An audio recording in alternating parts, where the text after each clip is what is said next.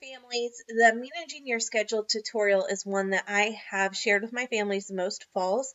I'm actually making a new one this year to kind of help you at home.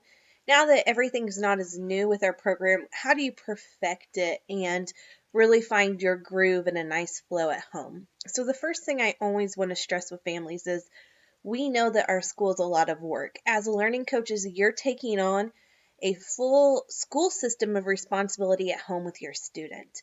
So, one thing that I've always encouraged families to do is keep a weekly planner like you did when you were a student in school.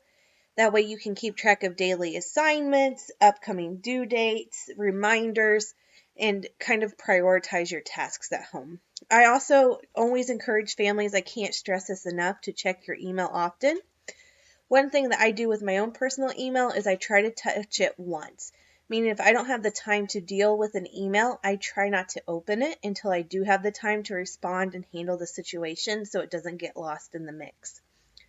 The thing that has created the most success for families in our program is to create that routine so students know what to expect, post a schedule so that you are in school flow versus, home mode, if you will, since you do learn at school. I also want you to reach out to me before you reach a level of frustration for problems or concerns or you can't find an answer, because I am here to help you. That's my job, and often I can find that answer a lot quicker than maybe you can, or I've got it saved somewhere. So please use me as a resource, and I think that will really help minimize some of that stress. I also always tell families that we are a Hoosier Academy buffet of options, and we try to give you everything that your student could possibly need to be successful in our program, but it would be too much for you to take all of those opportunities. So please keep that in mind that, we know you can't come to every single optional collaborate that's on your student's schedule. And that's acceptable and that's understandable.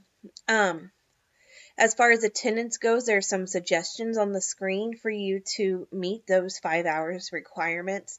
Remember, anything academic that you do at home can be counted towards attendance. Just pick the best subject. So if it's not a pretty fit, that's okay. It matters more that you have attendance marked each day than you having it picked for the perfect subject. So as far as your daily tasks go, prioritize which classes you come to of your optional classes based on your student success plans, based on how well they're doing. If you want my input, feel free to reach out to me. Of course, make those mandatory classes your first priority, since those are part of your student's grade and those are the most tailored to your student as an individual. And make sure you mark your attendance and progress daily as well. That's how we report to the state for your requirements. Since we are a public school, they do look at that, and that since you don't show up to the building, that's the only proof we have that the student is learning every day at home. Weekly, 25 hours a week or 5 hours a day. If it's not a full week, that goal's adjusted, and 3% progress per week. The 3% is not an exact science.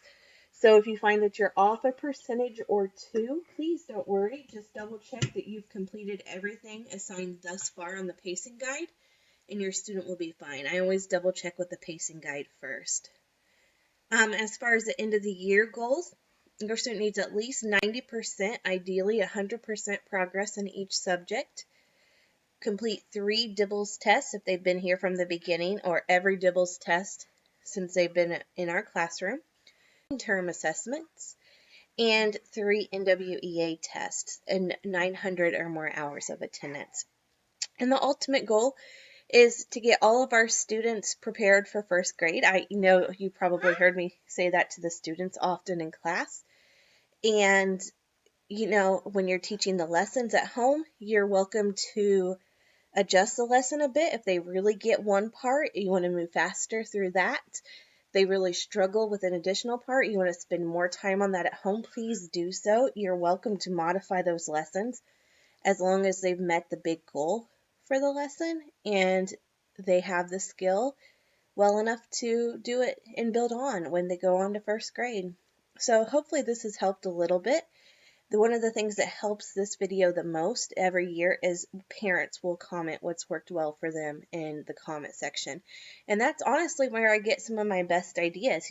I know the teacher side of things, but it's a whole other world being a learning coach. So please, please, please share what works best for you in the comment section so we can really help some of our new families out, or families that's the first time they've had multiple students, or even share, this didn't go well. What can I do to improve upon it? So hopefully we can work together and help make this year a little less stressful for everyone, because we know that it takes a lot to acclimate to virtual education, and I want to do everything I can and give everything I can to help make this a successful year for you.